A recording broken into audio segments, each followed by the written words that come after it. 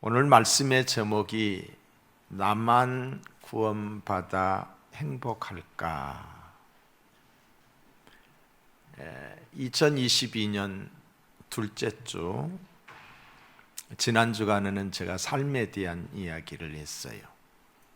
오늘은 복음, 구원에 대한 말씀을 드리고자 합니다. 우리가 왜 예수를 믿지요? 우리가 왜 교회를 다니지요? 구원받기 위해서입니다. 구원받기 위해서. 그럼 구원이 무엇인가? 구원이 뭔가 했을 때에 천국에서 영생하는 것이 구원입니다. 이 땅의 전부가 아니지요. 예수 믿게 되면은 장소적인 개념에서는 천국 가는 것이고 시간적 개념에서는 영생하는 거예요. 천국에서 영생하는 것이 구원이다. 나만 구원받아 행복할까? 여러분, 우리나라 속담에 팔은 안으로 굽는다는 말이 있죠.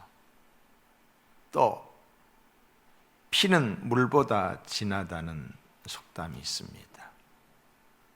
한국인의 정서에 잘 맞는 속담이라고 생각을 합니다.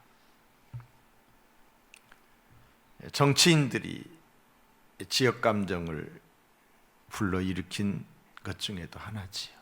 우리가 남이가 이렇게 해서 지역 감정을 불러일으키기도 했습니다. 자, 피는 물보다 진하다는 이 속담, 팔은 안으로 굽는다는 말은 이웃 사람보다는 자기 가족에게,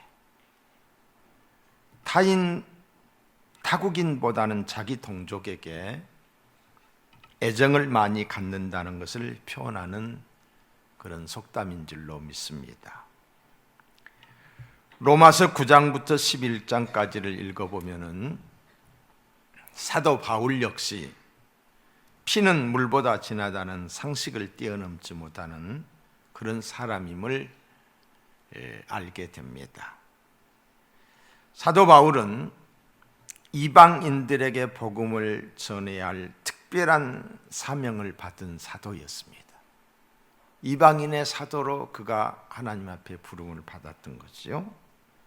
그래서 이방인 복음 전파를 위해서 열심히 수고를 했지만은 항상 그의 가슴 속에 떠나지 않는 사람들이 있었으니 바로 자기 동족이, 자기 백성, 부모, 형제, 일가, 친척들이었습니다.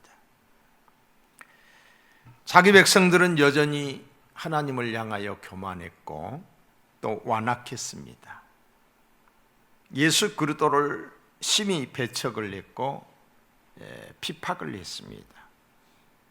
바울이 열심히 복음을 전한 결과 많은 이방인들이 예수를 믿게 되었지요. 하나님 앞에 돌아온 수가 많으면 많을수록 자기 동족에 대한 안타까움을 떨쳐버릴 수가 없었던 거예요. 그 불편한 심정을 1절에서 말을 하고 있습니다. 내가 그리스도 안에서 참말을 하고 거짓말을 아니하노라. 나에게 큰 근심이 있는 것과 마음에 그치지 않는 고통이 있는 것을 내 양심이 성령 안에서 나와 더불어 증언하노니. 바울의 마음속에 큰 근심과 그치지 않는 고통이 있었다는 것이지요. 자기 동족이 끝까지 회개하지 않으면 어떻게 될까 하는 걱정 때문에 큰 근심이 되었고, 이 근심이 쌓이고 쌓이다 보니까 나중에는 고통이 되었다는 것입니다. 바울의 이러한 고통은 자기 동족이 예수를 안 믿는다는 이유 때문에 생긴 단순한 고통만은 결코 아니었습니다. 바울의 마음에는 이런 안타까움이 있었어요.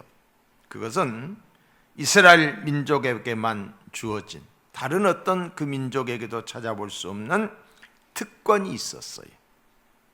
그 특권이 있음에도 불구하고 그릇된 삶을 사는 것을 보면서 안타까웠던 거지요.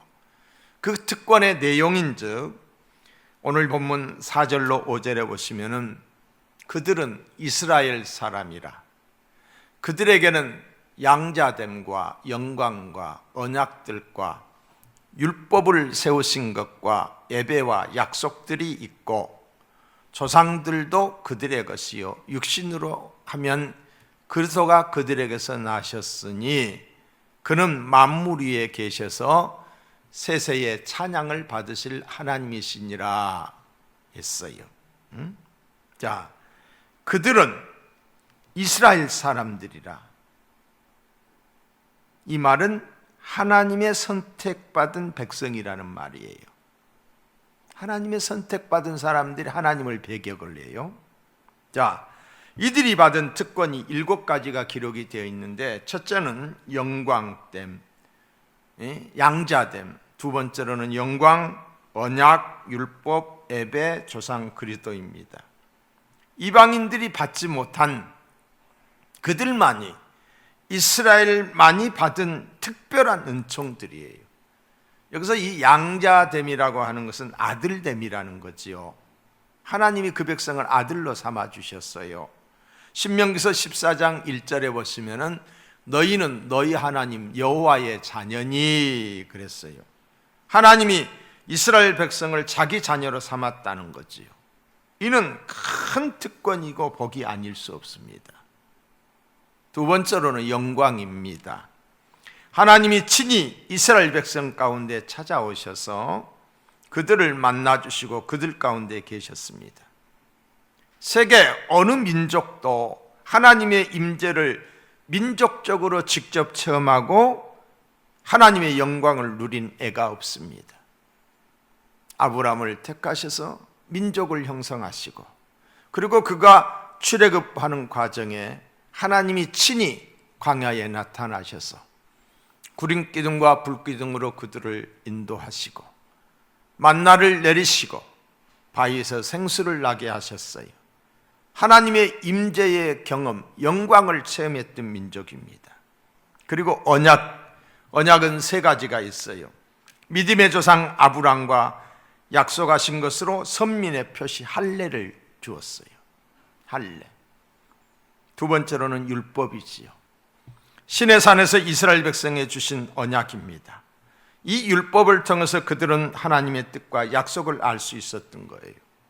마지막으로 예수 그리스도이십니다. 구원자를 그 백성에서 나오게 해주셨다는 거지요. 이스라엘 민족의 혈통을 통해서 구원자 예수 그리스도를 이 땅에 보내주셨습니다. 이런 특권을 가진 민족이 바로 이스라엘의 백성입니다. 사도 바울이 말하는 자기 동족들입니다. 다시 말해 이스라엘 백성은 누구보다도 먼저 예수 그리스도를 믿을 수 있는 특권을 가지고 있었습니다. 이방 사람들이 구원받지 못하더라도 이스라엘 백성들만은 구원받을 수 있는 특권을 누리고 있었다는 것입니다.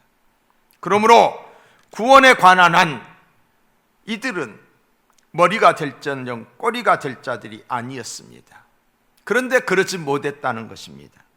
하나님의 백성이라고 자랑하던 그들이 하나님의 아들 예수 그리스도를 십자가에 못 박여 죽였습니다. 뿐만이 아닙니다. 그들은 여전히 복음을 거절했습니다. 교회를 핍박했습니다. 하나님의 의를 부인하고 스스로 지혜 있는 채 하다가 꺾어진 나무 가지처럼 버려지고 말았습니다. 바울의 안타까움은 제일 먼저 구원받아야 할 자기 동족이 복음의 원수가 된 것을 생각할 때마다 바울은 가슴이 아파서 마음이 아파서 견딜 수가 없었던 것입니다. 동족을 생각할 때마다 끓어오르는 안타까움과 원통함을 주체할 수가 없었던 거지요. 그래서 3절의 말씀에 보면 이렇게 나와 있습니다.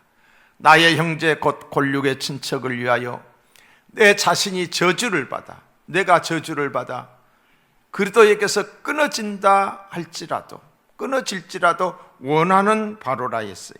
여기서 이 끊어진다라고 하는 말은 내가 그리스도로부터 저주를 받아 버림을 받는다는 말입니다.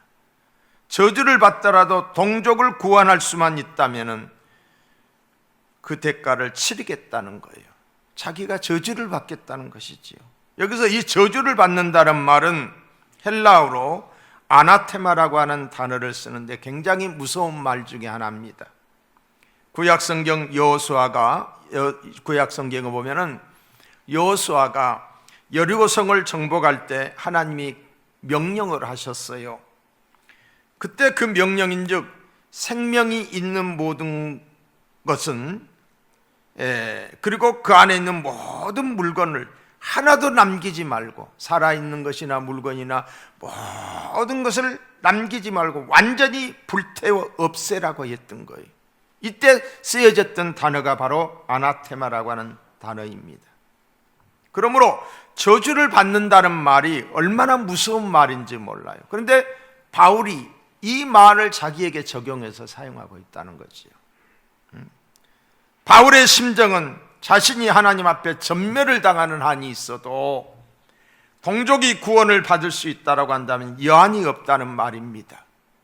이만큼 바울은 자기 동족의 구원을 위해서 아파하는 사람이었습니다.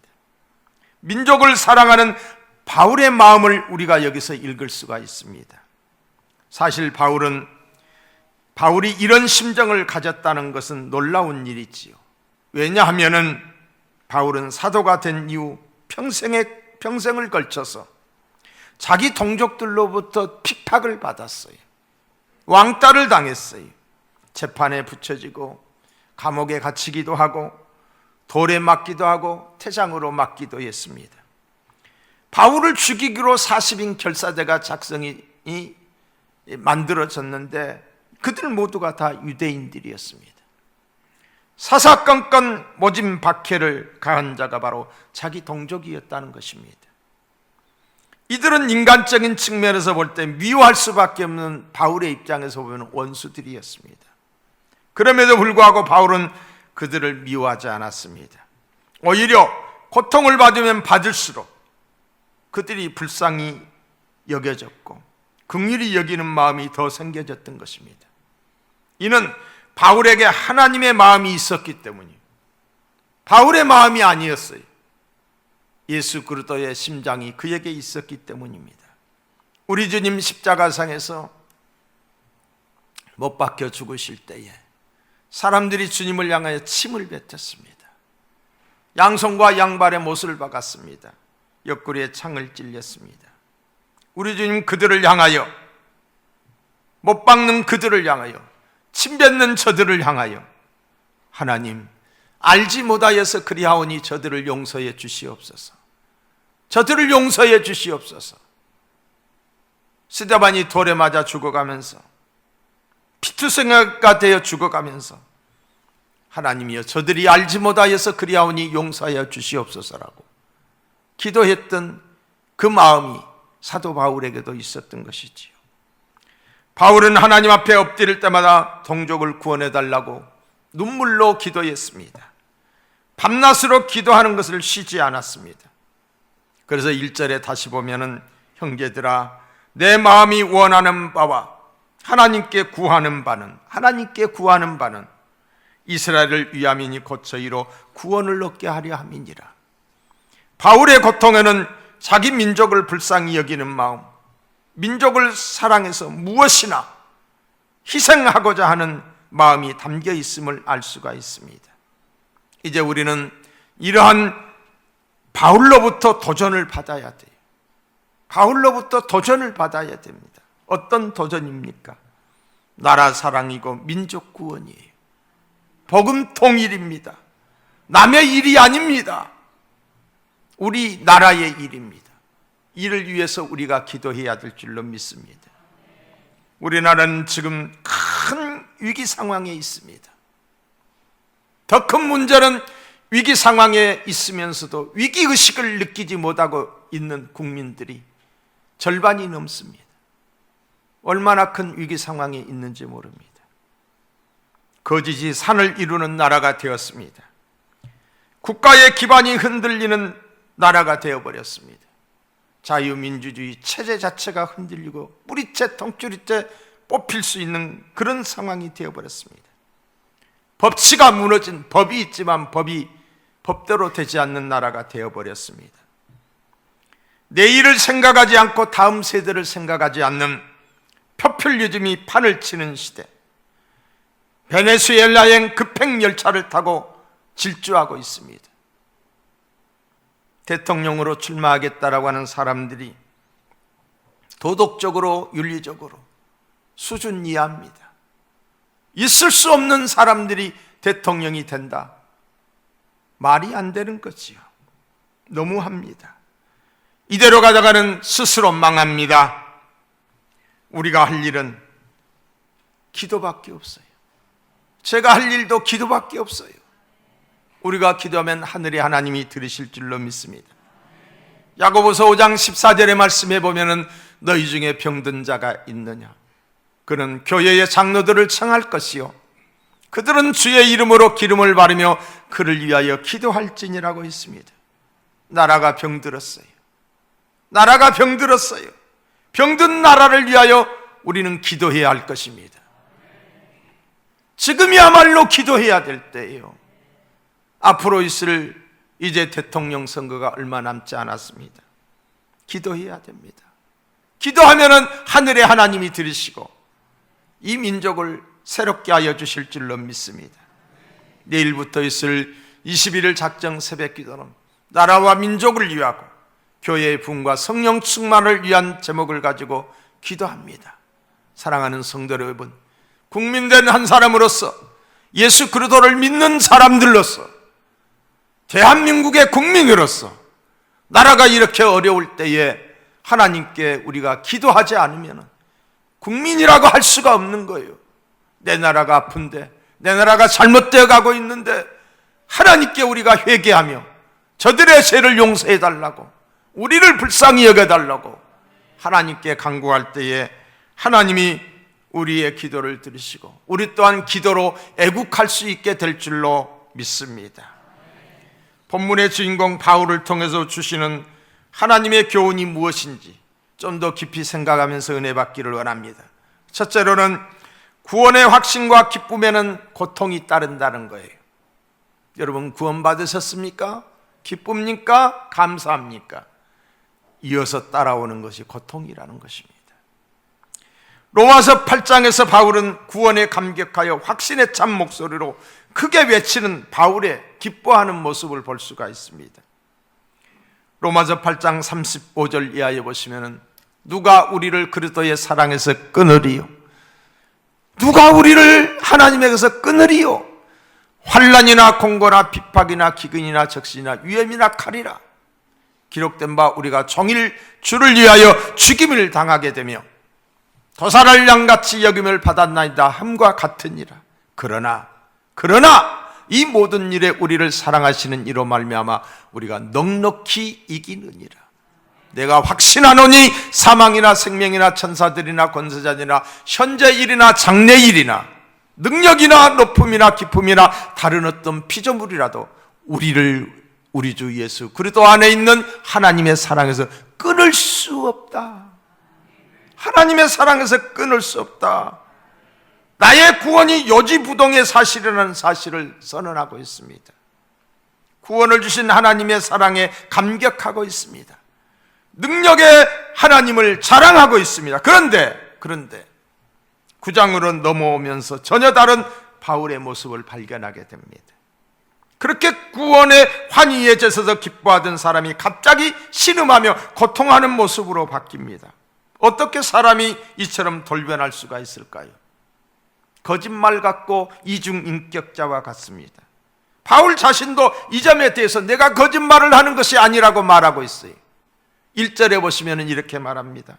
내가 그리스도 안에서 참말을 하고 거짓말을 아니하노라. 나에게 큰 근심이 있는 것과 마음에 그치지 않는 고통이 있는 것을 내 양심이 성령 안에서 나와 더불어 증언한다라고 했습니다. 거짓말이 아니라고 말하고 있는 것입니다. 그러므로 8장과 9장 사이에서 표출되는 그의 감정은 이해하기 어려운 데가 있습니다. 바로 이 모순처럼 보이는 사실 때문에 우리는 도전을 받아야 된다는 거예요. 우리가 도전을 받아야 돼요. 그리고 이 도전 앞에 우리가 또한 자책을 해야 된다는 거예요. 자책을. 구원의 감격이 없는 사람도 있을 수 있어요. 예? 구원의 감격이 있어야 되겠지요. 근데 구원의 감격이 있는 사람이 구원받은 이후에 아픔이 없다고 한다면 우리가 여기서 도전을 받아야 된다는 것입니다. 사랑하는 성도 여러분, 우리가 받은 구원은 믿음으로 값없이 받은 하나님의 선물입니다. 하나님의 선물이에요. 구원을 받고 안 받고는 이 세상에 사는 동안은 크게 차이가 나지 않습니다. 오히려 구원받지 않는 사람들이 더 큰 소리치고 떵떵거리면서 세상 부와 세상 재미를 누리면서 살아갈 수 있어요. 그러나 내세에서 영원한 운명을 결정짓는 참으로 중요한 것, 영원한 행복과 불행, 영원한 복과 저주, 영원한 생명과 죽음으로 갈라놓는 참으로 중요한 것이 바로 이 구원의 문제입니다. 감사하게도 우리는 하나님의 은혜로 값없이 구원을 얻었습니다. 오늘 죽어도 천국에 갈 수 있는 구원의 은혜를 얻었습니다. 이제는 우리를 정죄할 자가 아무도 없습니다. 하나님의 손에서 끊을 자도 없습니다. 사도 바울이 고백하는 것처럼 하나님의 사랑에서 빼앗을 자도 없습니다. 여러분, 감격스럽습니까? 그렇다면 이것으로 좋게 합니까? 아니라는 것이지요. 여기서 좋게서는 아니라는 것입니다. 하나님께서 우리에게 묻습니다. 너 혼자만 구원받았다고 감격하고 기뻐하는데 너 정말 행복하니? 라고 물으신다라고 한다면 예, 행복해요. 그렇습니다. 행복합니다라고 대답할 수 있을까요? 너 혼자만 구원받았다고 한다면 행복해요라고. 우리는 바울을 통해서 배워야 합니다. 우리에게 무엇을 교훈하고 있습니까? 나 혼자 구원받아 행복할 수 없다는 거예요. 나 혼자 구원받아서 행복할 수 없다는 거예요. 구원의 기쁨은 고통을 수반하는 것입니다. 구원받아서 기뻐하고 감격하는 사람이 다른 형제의 구원에 대해서 무관심한다면 그것은 정상이 아니라는 거예요. 나는 구원받았는데 사랑하는 이웃이, 사랑하는 부모가, 사랑하는 남편이 예수를 믿지 않고 있는데 나만 좋다? 그 구원이 정상이 아니라는 것이지요. 주님이 저에게 묻습니다. 박 목사, 구원의 확신이 있는가? 아, 있고 말고요. 너 구원받은 것이 좋은가? 그럼요. 기쁘고 감격스럽지요. 좋고 말고요. 감사합니다. 그렇다면 아직 구원받지 못한 내 이웃과 내 부모, 형제, 동족을 생각할 때에 고통하는 마음이 있는가? 솔직히 말해서 바울과 같이 눈물이 없어요. 바울과 같은 고통, 안타까움이 부족해요. 절실하지 않아요. 원함이 있기는 있는데 바울처럼 고통스러워할 정도로 못 된다는 것이 솔직한 고백, 회개하지 않을 수 없었어요. 회개해야 돼요. 회개했어요. 저도. 저에게 질문을 주신 우리 주님께서 여러분에게 똑같은 질문을 하십니다. 불신 부모 형제에 대한 안타까움이 있습니까? 불쌍히 여기는 마음이 있습니까? 이를 위해 희생하고자 하는 마음이 있습니까? 진짜 구원의 확신과 기쁨을 간직하는 사람은 반드시 이 고통이 함께한다는 것이에요. 오래전 일입니다. 한 자매님으로부터 아름다운 간증을 들었어요. 잊을 수 없는 간증이었어요. 금식하는 자매님이었습니다. 얼굴은 추추해 보였지만은 영적으로 매우 맑아 보였어요. 목사님, 오늘 아침 잠에서 깨어 일어났는데 갑자기 뭉클한 감격이 솟구쳐 올라왔어요. 성령님께서 나에게 주시는 것인가 봐요. 나를 사랑하는 주님을 생각하니 눈물이 저절로 쏟아져 나와요. 그런데 목사님, 이렇게 좋은 예수님을 모르고 죽어가는 사람들이 너무 많다고 생각하니 또 눈물이 쏟아져요.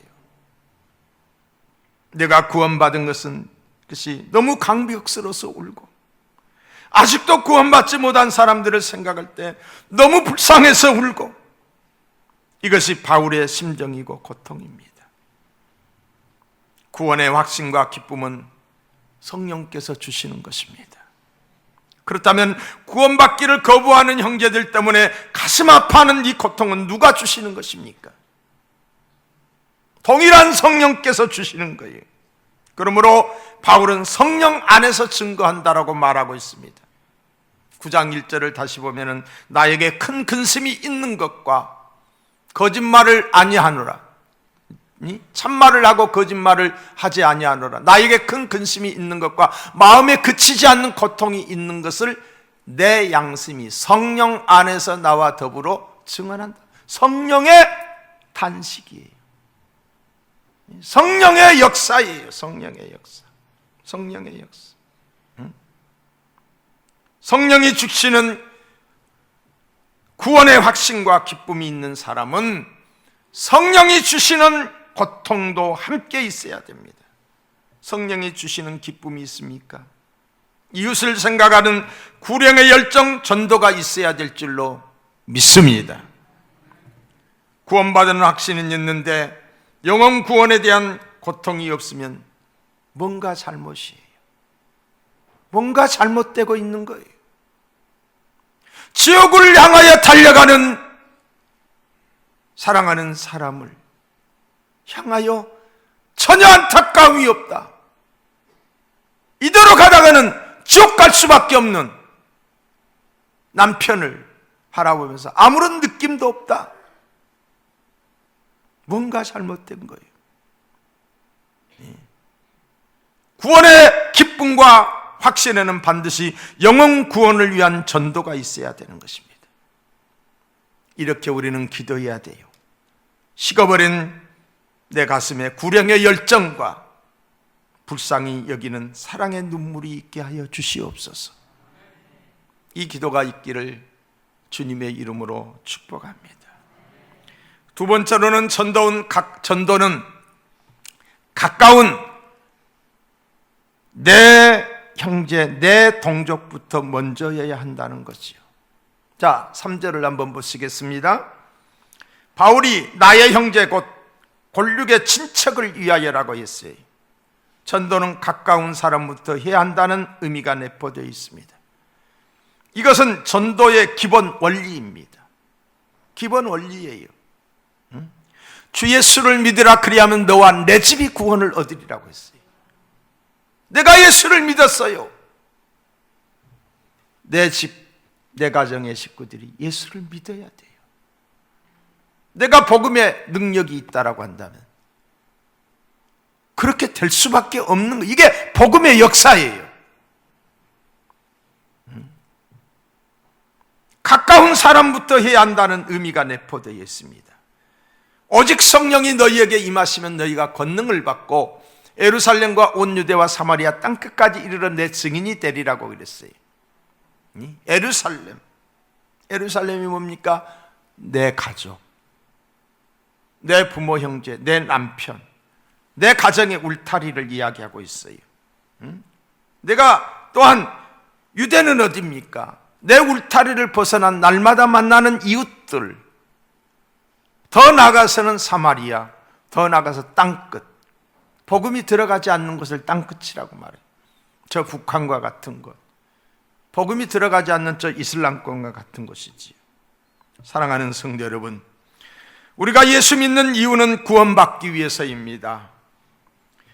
우리 교회가 존재하는 이유 역시 영혼 구원을 위해서 존재합니다. 우리가 복을 받아야 하는 이유도 영혼 구원 때문이에요. 죽어가는 영혼들을 주께로 인도하는 것, 죽은 영혼을 살리는 것, 이보다 더 가치 있는 일이 없다는 거지요. 교회가 존재하는 목적이 여기에 있습니다. 사랑하는 성도 여러분, 2022년 내 가족, 내 부모, 형제, 나라와 민족, 우리 민족을 위해서 우리는 눈물로 기도해야 될 줄로 믿습니다. 주님은 이 시간 우리에게 두 가지 질문을 하고 계십니다. 너에게 그치지 않는 고통이 있는가? 너의 형제 친척을 위한 눈물이 있는가? 몸이 아픈 것은 안타까워하면서 영원히 지옥 가는 것에 대해서는 아무런 안타까움이 없다. 아직도 부모님이, 내 남편이, 자식이, 내 이웃이 예수를 믿지 않아 지옥을 향하여 다른 박질을 하는데 그들에게 증거하지 못하고 침묵하고 있지는 않는가? 죽어가고 있는데, 지옥 갈 수밖에 없는데 침묵하고 있지는 않는가? 성경은 이렇게 말하잖아요. 듣든지 아니 듣든지 증거해라, 전해라, 말해라. 믿음은 들으면서 난다. 네가 전하면 책임은 내가 진다. 구원의 역사는 하나님이 하시는 거예요. 기도하면서 전하고 또 전하면 하나님이 역사하셔요. 다른 것에 대해서는 우리가 잔소리도 많이 하고 바가지도 많이 긁으면서 구원에 대해서만큼은 얼마나 그렇게 쿨하고 그냥 넘어가는지 몰라요. 여러분, 요즘에는 이 스마트폰을 이용해서 문자로도, 멀리 계셔도 영상으로도 얼마든지 통화할 수 있잖아요. 엄마 꼭 예수 믿으시라고, 아버지 꼭 교회 가야 된다라고, 천국 가야 된다라고, 아니면은 문자 메시지라도, 아니면은 이메일로라도, 편지라도 보내서 마음의 문을 두드려서 내가 기도하고 또 기도하면서 전할 때에 하나님이 역사하신 줄로 믿습니다. 하나님의 선하신 뜻과 예수님의 지상명령은 밀접한 관계를 가지고 있습니다. 하나님의 선하신 뜻과 예수님의 지상명령은 밀접한 관계를 가지고 있습니다. 디모데전서 2장 4절에 보시면은 하나님은 모든 사람이 구원을 받으며 진리를 아는 데 이르기를 원하느니라. 모든 사람이 구원받기를 원하는 것이 하나님의 뜻이에요. 요한복음 6장 40절의 말씀도 보시면은 내 아버지의 뜻은 아들을 보고 예수를 보고 믿는 자마다 영생을 얻는 이것이니 마지막 날에 내가 이를 다시 살리리라 하시니라고 했어요. 하나님의 선하신 뜻과 사랑이 있었기에 우리는 구원의 은총을 받았습니다. 하나님의 자녀 천국 백성이 되었습니다. 예수님의 지상명령인즉 구원 사역을 완성하신 우리 주님이 부활하셨어요. 부활 승천하시기 직전에 제자들에게, 두려움에 떨고 있는 제자들에게 이렇게 말을 했어요. 요한복음 20장 21절에 보시면은 아버지께서 나를 보내신 것 같이 나도 너희를 보내노라. 하늘 아버지가 예수 그리스도를 이 땅에 보내셨어요. 왜 보내셨어요? 죄로 말미암아 죽어가는 억만 인류를 구원하기 위하여 억만 인류의 죄값을 그 몸이 예수님이 홀로 짊어지고 십자가에서 피를 흘려 죽게 하심으로 구원 사역을 이루시는 것이 예수님의 사명이셨어요. 예수님은 자기의 사명을 감당하셨어요. 십자가에서 못 박혀 죽으셨어요. 피 흘려 죽으셨어요. 우리의 죄를 대속해 주셨어요. 그리고 그 주님은 부활하셨어요. 부활하신 주님이 말씀하셨어요. 아버지께서 나를 보내신 것 같이 나도 너희를 보내노라. 우리로 하여금 이 복음을 증거하라는 거예요. 이 복음을 증거해서 죽어가는 사람들을 믿어 구원 얻게 하라는 것입니다.